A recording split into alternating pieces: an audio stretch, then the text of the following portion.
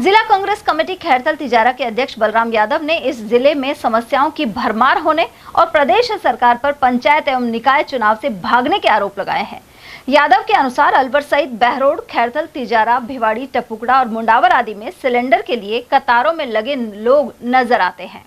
उन्होंने कहा कि प्रधानमंत्री नरेंद्र मोदी ने महिलाओं की रसोई से धुएं को हटाने की बात कही थी, लेकिन गैस की कमी ने फिर से महिलाओं को लकड़ी और कोयले का प्रयोग करने के लिए मजबूर कर दिया है। कांग्रेस जिलाध्यक्ष ने तिजारा में अस्पतालों की स्थिति नहीं सुधरने, इस जिले में विकास ठप होने, स्टेडियम और ओवरब्रिज के अभाव आदि आरोप भी लगाए हैं। साथ ही प्रदूषण, पेयजल की कमी आदि का जिक्र करते हुए जिले से 2 मंत्रियों के बाद भी स्थिति नहीं सुधरने का आरोप लगाया है।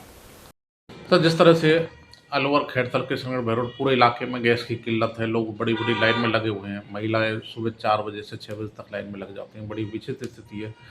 आप जिला कांग्रेस कमेटी खैरथल तिजारा का अध्यक्ष हैं, क्या कहना चाहेंगे? सर, जब से ये सरकार राज्य में आई है तब से महंगाई चरम पर है, कोई कंट्रोल नहीं है। प्रधानमंत्री जी जब गुजरात के मुख्यमंत्री थे तब वो कहते थे कि रुपया क्यों गिर रहा है। जिस सरकार के कंट्रोल में रुपया नहीं है उसको सत्ता में रहने का हक नहीं है। आज आप देख रहे हैं कि जिस प्रकार से महंगाई का आलम सर चढ़ करके बोल रहा है, बीजेपी सरकार के हाथों में कंट्रोल नहीं बचा है और अभी 60 रुपये गैस के दाम बढ़ाए थे। आज आम आदमी सड़कों पे खड़ा है, इंतज़ार कर रहा है। मेरे पास सुबह से लेकर शाम तक 100 फ़ोन आते हैं, गैस सिलेंडर नहीं है।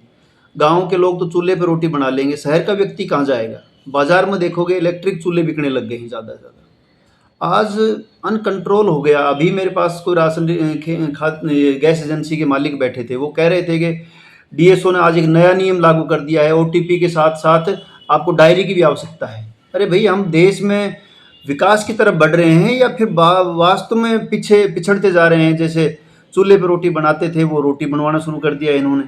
आज ये कह रहे हैं कि ये सिलेंडर तभी मिलेगा आपको जब आपके पास उसकी कॉपी होगी। हमें फिर ओटीपी का काम क्यों किया इन्होंने? मोबाइल से कनेक्ट कर दिया, हम मोबाइल से गैस को बुक करते हैं, मोबाइल की ओटीपी लेकर के ना घर आकर के ना हमको डीलर आकर के ना हमको गैस दे कर सिलेंडर दे करके जाता है। 5 दिन से तो सिलेंडर का बुक किए हुए मुझे हो गए, मेरा सिलेंडर नहीं आया अभी तक। एक तरफ कहीं इनके अंधभक्त कहते हैं कि गैस की कोई कमी नहीं है। रोजीना की 10-5 गैस एजेंसियों के मालिकों से मेरी बात होती है, वो कहते हैं कि सरकार ने प्रेशर बना रखा है हमारे ऊपर कि आप किसी से ये नहीं कहोगे कि सिलेंडर नहीं मिल रहे। मतलब एक मानसिक रूप से राहत देना चाहते हैं व्यक्ति को, पैनिक नहीं हो जाए पब्लिक, इसलिए प्रशासन सारा लगा पड़ा है ये उनकी गैस एजेंसियों के मालिक को दबाव में लेने के लिए कि आप पब्लिक से ये मत कहना कि सिलेंडर नहीं है हमारे पास, और सिलेंडर उपलब्ध भी नहीं करवा पा रहे। कल कोट कासिम की पब्लिक 2 घंटे तक रोडों पे खड़ी थी और उसके बाद मेरे पास लगातार फ़ोन आए जा रहे थे। उसके बाद उन्होंने जाकर एसडीएम को ज्ञापन दिया तो एसडीएम नदारद था ऑफिस से। सिलेंडर लेकर के लोग एसडीएम ऑफिस के बाहर बैठे रहे।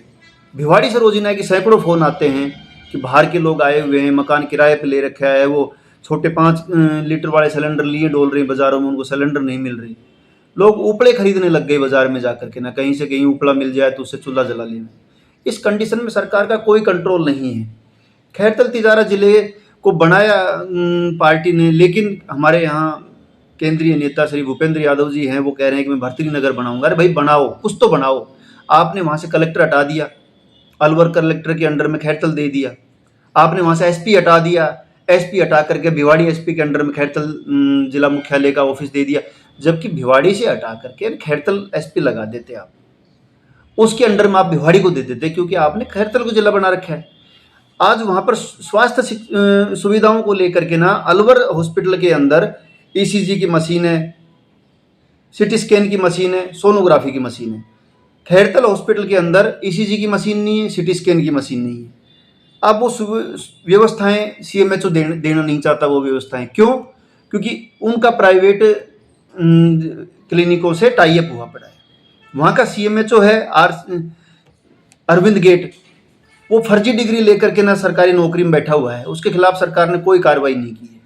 उधर जिला कांग्रेस कमेटी खैरतल तिजारा के अध्यक्ष बलराम यादव का आरोप है कि हार के डर से भजनलाल सरकार पंचायत और नगर निगम का चुनाव नहीं करवाना चाहती।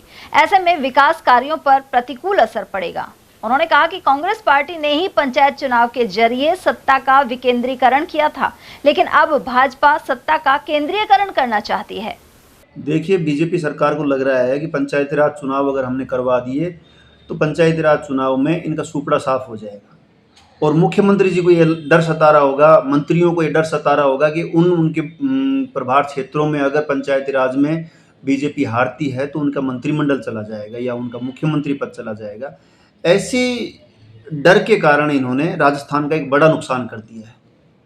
अगर 24 मार्च तक ये चुनाव नहीं करवाते हैं तो 3000 करोड़ का बजट जो केंद्र सरकार की तरफ से राज्य पंचायती राज को मिलता है वो लैप्स हो गया। आज पंचायती राज के चुनाव अगर ये मई जून में करवा भी देते हैं तो भी पब्लिक को नुकसान रहेगा। सरपंच इनसे पैसे मांगेंगे, बजट के पैसे नहीं रहेंगे, इसलिए पंचायती राज चुनाव को नहीं करवाना चाहते। पंचायती राज चुनाव से दूर भागना चाहते हैं, पंचायती राज चुनाव के खिलाफ है, ये सत्ता के विकेंद्रीकरण के खिलाफ है। आज आप देख रहे हैं कि मुख्यमंत्री जी फैसले नहीं ले पाते। भरतपुर को लग रहा था कि बहुत बड़ा लाभ मिलेगा क्योंकि वहाँ का मुख्यमंत्री बना है, जैसे जोधपुर के अशोक गहलोत जी मुख्यमंत्री बने थे, झालावाड़ से वसुंधरा जी मुख्यमंत्री बने। उन क्षेत्रों में चमन हो जाता है, नई नई योजनाएं आती हैं, नए नए रोड बनते हैं, नए नए सुविधाएं मिलती हैं, मेडिकल कॉलेज बनते हैं, अच्छी चीज़ें मिलती हैं। तो ऐसा लग रहा था शुरू में जो गोवर्धन जी के उपासक हैं भजनलाल जी, और पूरे प्रदेश में एक मैसेज गया है कि गोवर्धन जी ने पूछरी के लोठा से आशीर्वाद मिलकर के वो मुख्यमंत्री बने हैं। अब वहाँ सुविधाएं नहीं दे पा रहे हैं, वहाँ गंदगी का ढेर लगा हुआ है, रोडों पर जाम लगे रहते हैं और हर महीने मुख्यमंत्री जी वहाँ जाकर के ना और अव्यवस्था फैला देते हैं, मंत्री जाकर के वहाँ और व्यवस्था फैला देते हैं, जो भक्तों को वहाँ घंटों घंटों कतारों में लगा रहना पड़ता है क्योंकि उनका प्रोटोकॉल है। उस प्रोटोकॉल के कारण वहाँ सुविधाएं नहीं मिलती हैं। उसके ज़्यादा अच्छे रोड बनाने चाहिए, ग्रीन कॉरिडोर बनाना चाहिए और सुविधाएं बढ़ानी चाहिए। आज पंचायती राज में अगर चुनाव करवाते हैं तो पंचायतों का विकास होता है। इन्होंने मनरेगा को ख़त्म कर दिया।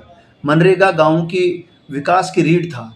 गाँव में पैसा जाता था, गाँव के पैसा जा कर के ना बाजार में लोगों की जेब में पैसा आता था, व्यापारी के पास पैसा जाता था। ये एक चक्र था जो चल रहा था, जो कांग्रेस सरकार ने देश की ही नहीं विश्व की सबसे बड़ी रोजगार गारंटी योजना चालू की थी, जो विश्व में ऐसी रोजगार गारंटी योजना कहीं नहीं थी। उन्होंने वो गारंटी शब्द हटा दिया है उसके ऊपर से। ये कह रहे हैं कि हम 125 दिन रोजगार देंगे।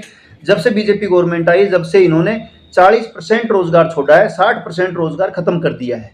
मैं गाँव में जाता हूँ, रोजगार जिन महिलाओं के किसी को 20 दिन का रोजगार मिला है, किसी को 30 दिन का रोजगार मिला है, 100 दिन का रोजगार किसी भी व्यक्ति को नहीं मिला है आज तक 2 साल के अंदर। वो बजट भी खत्म कर दिया। ये कहते थे कि हम 60% बजट केंद्र सरकार देगी, 40% स्टेट गवर्नमेंट देगी। स्टेट गवर्नमेंट ने बजट में नरेगा के नाम ही नहीं लिया। तो आप समझ सकते हो कि नरेगा को बंद करने का इनका षड्यंत्र है और उस षड्यंत्र के खिलाफ जनता रोडों पे खूब प्रदर्शन कर लिए। लोकतंत्र में आंदोलन सबसे बड़ी ताकत होती है।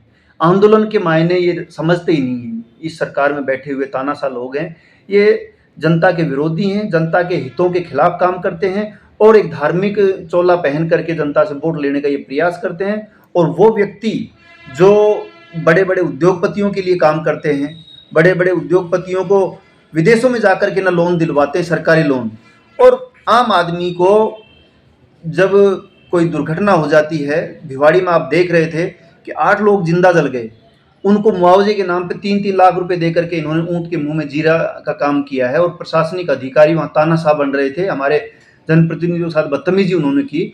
तो ये लोकतंत्र में जनता के विरोध को कुचलना चाहते हैं।